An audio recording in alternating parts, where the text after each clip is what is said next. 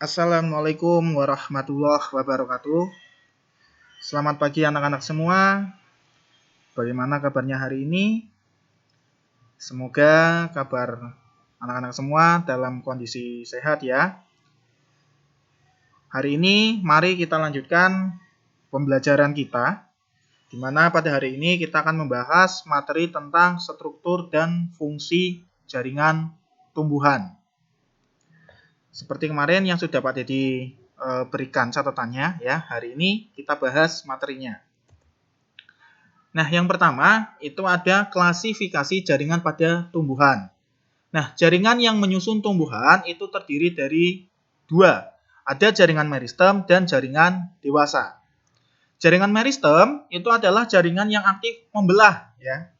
Jadi jaringannya terus membelah dan membelah ya.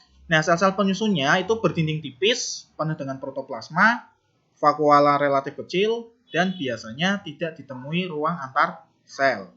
Kemudian untuk jaringan dewasa, itu adalah jaringan yang tidak lagi aktif membelah dan terbentuk dari diferensiasi jaringan meristem. Nah, sifat-sifat jaringan meristem. Yang pertama, bentuk sel bulat, lonjong atau poligonal dengan dinding sel yang tipis. Masing-masing sel kaya akan sitoplasma dan mengandung satu atau lebih dari satu inti sel.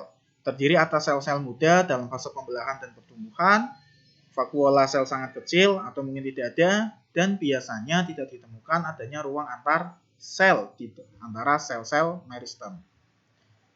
Nah, klasifikasi jaringan meristem. Nah, menurut asalnya, meristem dibedakan menjadi beberapa. Yang pertama ada meristem primer. Jaringan meristem primer adalah kumpulan sel yang berkembang langsung dari sel embrionik. Sel ini berada di ujung tumbuhan, misalnya di ujung akar, ujung batang, atau ujung daun.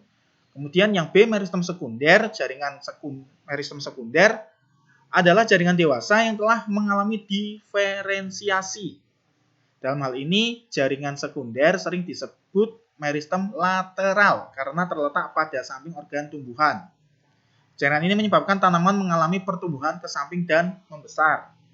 Kemudian ada promeristem, yaitu jaringan meristem yang telah ada ketika tumbuhan masih dalam tingkat embrio, contohnya pada lembaga biji tumbuhan. Sedangkan menurut letaknya, jaringan meristem dibedakan juga menjadi tiga, yaitu ada meristem apikal, meristem lateral, dan meristem interkalar.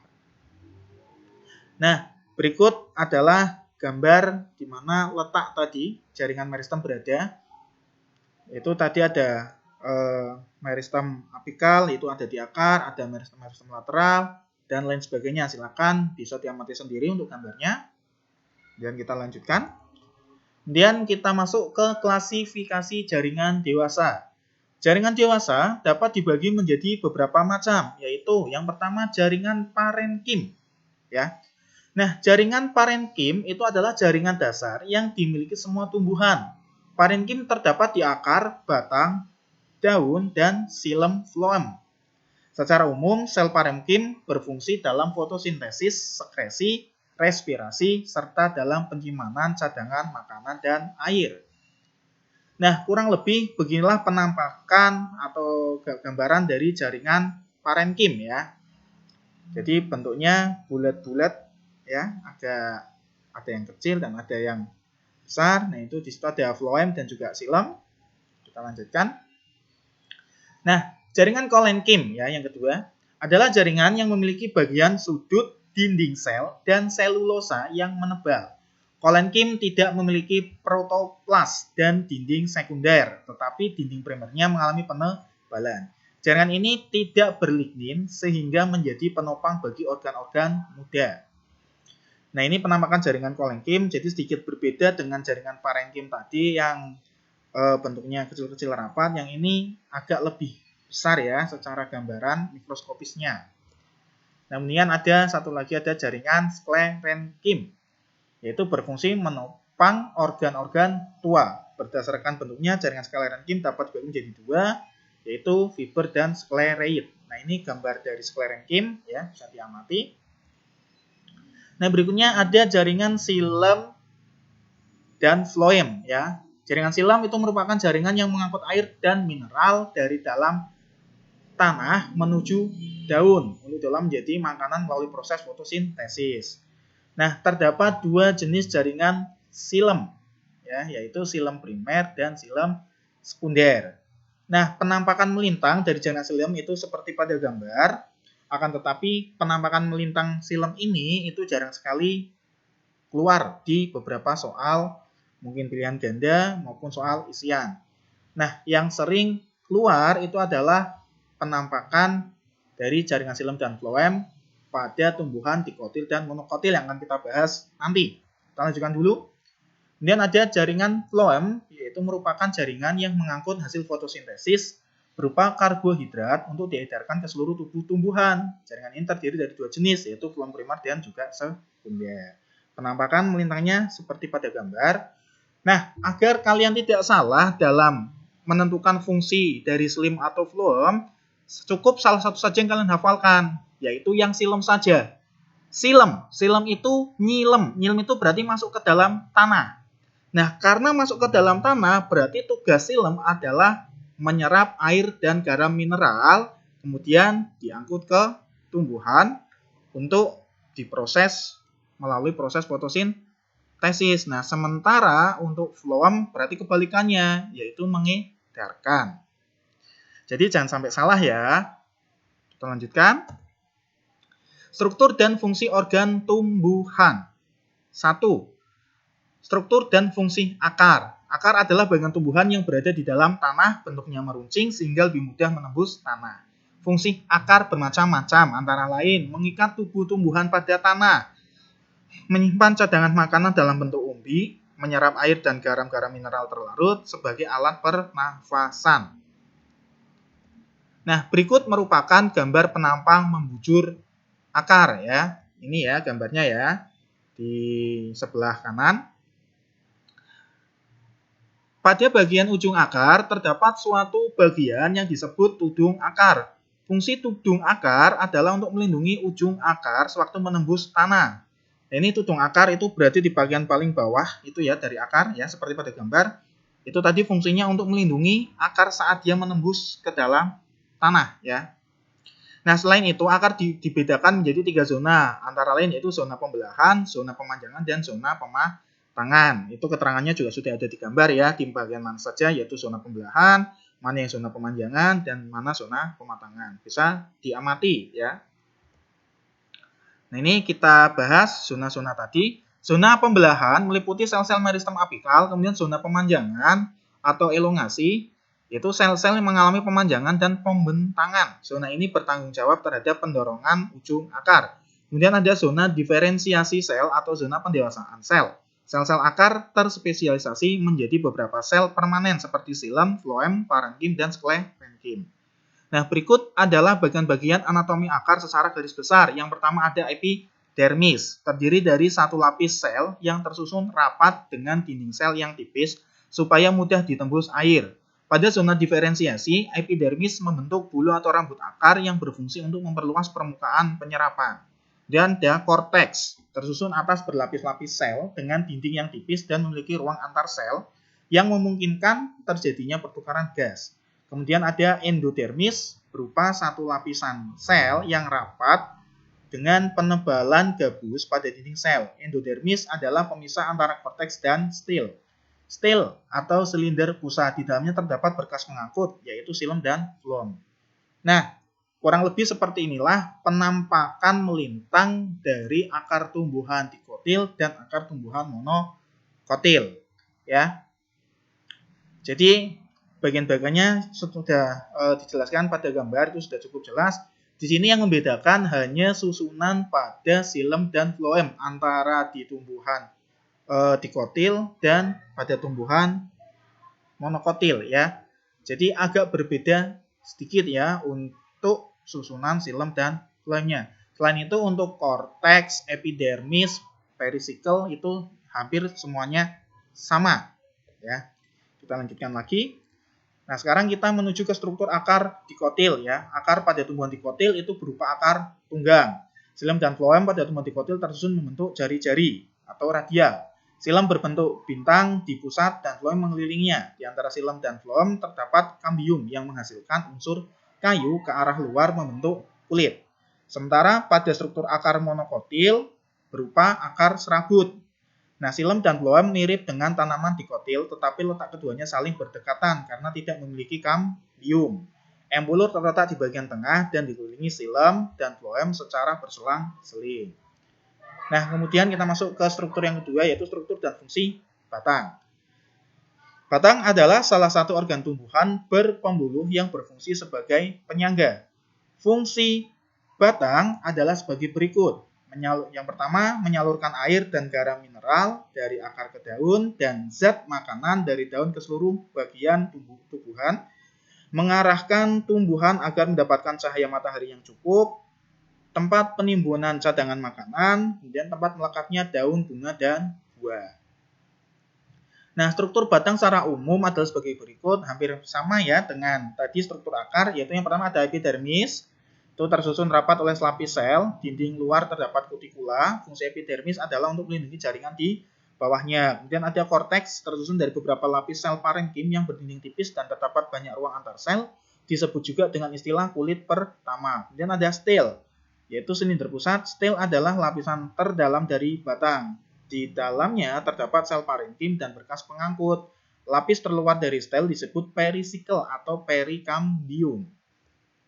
Nah, ini gambar penampang melintang dari batang tumbuhan dikotil dan batang tumbuhan monokotil. Di sini jelas yang paling membedakan adalah adanya kambium dan tidak adanya kambium. Pada tumbuhan dikotil itu terdapat kambium. Kambium itu yang mana? Kambium itu adalah garis-garis hitam yang agak tipis itu ya, yang letaknya agak di dalam dan berdekatan dengan silem dan floem. Nah, sementara pada tumbuhan monokotil itu tidak ada garis hitam yang membentuk hampir seperti lingkaran, karena itulah silem floemnya atau berkas pembuluhnya tersebar secara merata. Sementara pada batang dikotil, silem floemnya itu tertata dengan teratur, tidak menyebar seperti pada tumbuhan monokotil ya. Nah, letaknya bisa diamati pada gambar, itu sudah jelas ya. Lanjutkan. Dan kita jelaskan struktur batang dikotil. Pada jaringan epidermis terdapat zat kitin yang berfungsi untuk melindungi batang agar tidak kehilangan banyak air. Kemudian berkas pembuluh pada dikotil tersusun melingkar. Batang dikotil mampu mengalami pertumbuhan sekunder atau diameter karena adanya kambium yang terletak di antara silem dan floem. Fungsi kambium adalah untuk membentuk silem dan floem. Sementara untuk struktur batang monokotil, itu dinding sel epidermis monokotil lebih tebal daripada dinding sel epidermis dikotil. Fungsi epidermis adalah tadi sebagai pelindung supaya tidak banyak kehilangan air. Berkas pembuluh tersebar pada meristem dasar. Fungsi berkas pembuluh mirip dengan yang dimiliki tumbuhan dikotil. 3. Struktur dan fungsi daun. Daun adalah organ tumbuhan yang memiliki fungsi utama untuk membuat makanan melalui proses fotosintesis. Nah, selain itu, daun juga berfungsi sebagai tempat penguapan dan juga respirasi. Jadi, proses pernafasan pada tumbuhan itu terjadi pada daun. Nah, daun tumbuhan dikotil umumnya memiliki daun dengan susunan tulang, daun menyirip, dan menjari. Sedangkan daun tumbuhan monokotil umumnya memiliki susunan tulang, daun sejajar, dan melengkung. Nah, berikut adalah struktur yang melapisi daun mulai dari atas. Yang pertama ada epidermis atas, terkadang dilapisi oleh kutikula. Kemudian ada jaringan palisade parenkim atau jaringan tiang ya, yang mengandung banyak klorofil. Kemudian ada berkas pembuluh, terdapat silem dan floem. Ada jaringan spons atau parenkim spons atau jaringan bunga karang yang mengandung sedikit klorofil. Dan ada epidermis bawah yang terdapat stomata. Nah, kurang lebih inilah penampakannya daun ya, jika kita bedah secara penampang melintang kita amati, itu ada tadi kutikula itu bagian paling luar, kemudian ada stomata di epidermis, kemudian ada jaringan palisade, ada epidermis atas, kemudian ada jaringan bunga karang ya, itu yang agak bagian bawah. Nah, kemudian ada jaringan pembuluh, itu ada silem floem seperti ditunjukkan pada gambar ya. Jadi hampir semuanya bisa diamati pada gambar ini ya, karena ini juga mungkin sering keluar gambar penampang daun ini. yang harus kalian hafal, yang harus kalian tahu adalah letak jaringan palisade itu yang mana, bunga karang itu yang mana, epidermis atas itu yang mana. Itu yang perlu kalian tahu untuk pada gambar ini. Ya, kita lanjutkan. Nah, bagian-bagian daun dikotil itu tadi ada epidermis, ya, terdiri dari satu lapis sel. Letak epidermis di permukaan atas dan bawah daun. Kemudian ada kutikula melapisi permukaan daun dan mengalami penebalan oleh zat kitin. Ada stomata. Kemudian ada mesofil, adalah jaringan dasar yang tersusun atas dua lapisan sel yaitu palisade dan spons parenkim atau jaringan bunga karang tadi. Kemudian ada urat daun, terdapat berkas pembuluh membentuk tulang daun. Nah, bagian-bagian daun monokotil masih sama, ada epidermis, kemudian ada stomata, struktur dan fungsi sama dengan stomata yang di daun dikotil. Kemudian ada mesofil, letaknya di antara urat daun. Mesofil merupakan tempat berlangsungnya fotosintesis. Kemudian ada urat daun, letaknya pada helai daun yang berfungsi sebagai transportasi dan penguat daun. Nah, kita bahas bagian tumbuhan yang terakhir, yaitu ada bunga. Bunga adalah alat reproduksi tumbuhan. Berikut adalah bagian-bagian bunga. Nah, di bagian paling atas itu ada mahkota, kemudian turun ke bawahnya itu ada kepala sari, kemudian tangkainya kepala sari itu adalah benang sari, ya, kemudian ada kepala putih, ada tangkai putih. Nah, yang di tengah itu ada bakal biji, kemudian ada kelopak ya, yang daun itu yang agak seperti daun itu ya, itu kelopak. Kemudian ada dasar bunga dan ada tangkai bunga. Nah, kelopak bunga umumnya berwarna hijau. Fungsi kelopak bunga adalah untuk membungkus dan melindungi kuncup bunga sebelum mekar. Kelopak bunga tersusun atas sel-sel epidermis yang dilapisi oleh stomata, kitin, dan trikoma. Mahkota bunga. Nah, ini bagian utama dari bunga ya, yang berfungsi untuk menarik serangga untuk datang dan menyerbuki bunga. Nah, pada sebuah bunga dikotil biasanya terdapat mahkota bunga berjumlah 4, 5, atau kelipatannya.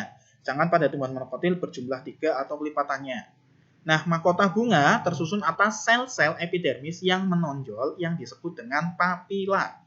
Pada bagian pangkal bunga terdapat sel-sel nektaria yang menghasilkan nektar. Ya. Kemudian ada benang sari, adalah alat kelamin jantan pada tumbuhan. Jika serbuk sari masuk ke putik, maka akan terjadi pembuahan. Benang sari memiliki beberapa lapisan dinding, diantaranya epidermis, endothesium, lapisan tengah, dan tapetum. Dan putik adalah alat kelamin betina pada tumbuhan. Putik terdiri dari beberapa bagian, yaitu ada kepala putik, tangkai putik, bakal biji, bakal buah, dan sel telur atau ovum. Demikian ya penjelasan untuk materi jaringan tumbuhan ya. Jadi materinya sudah selesai ya. Kalau ada sesuatu atau hal-hal yang tidak dipahami, silakan bisa ditanyakan kepada Pak Didi langsung, bisa WA lewat grup ataupun japri secara pribadi. Demikian video ini, semoga apa yang Pak Didi jelaskan tadi bisa kalian pahami. Kurang lebihnya mohon maaf. Sekian, wassalamualaikum warahmatullahi wabarakatuh.